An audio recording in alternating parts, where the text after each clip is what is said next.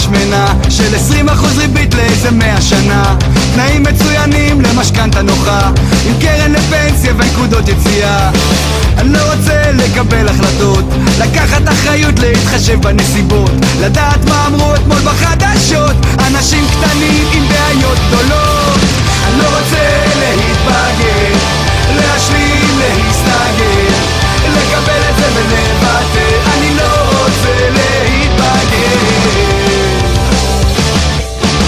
לא רוצה את הבוס על הראש, 2 מכוניות וילדות 3, ועד הבית, משמר השכונה, לריב עם השכנים ולטפל בגינה.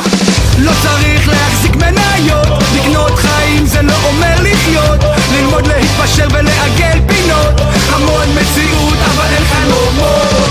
לא רוצה להתבגר, להשלים, להסתגר, לקבל את זה ולוותר. אני לא רוצה להתבגר, לא רוצה להתבגר, להשלים, להסתגר, לקבל את זה ולוותר. אני לא רוצה להתבגר.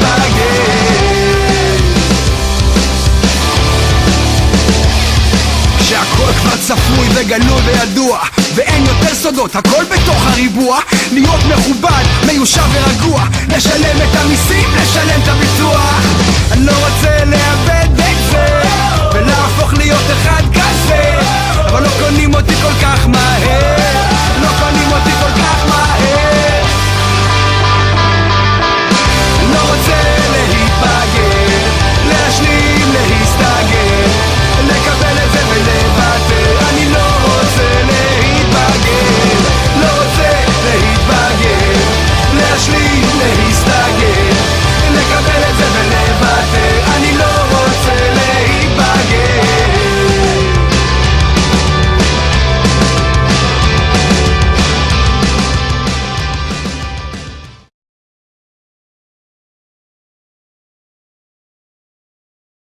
אני לא מאמינה שהרגע הזה הגיע, אני פשוט מתגעגעת אליכם ברמה מטורפת.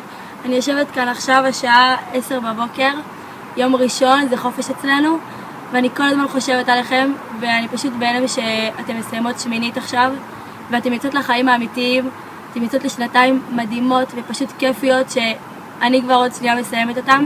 אני פשוט מתגעגעת אליכם, והספירה לאחור ממש מתחילה, אז עוד חודשיים אני רוצה לראות אתכם בשדה תעופה. אוהבת אתכם, love you.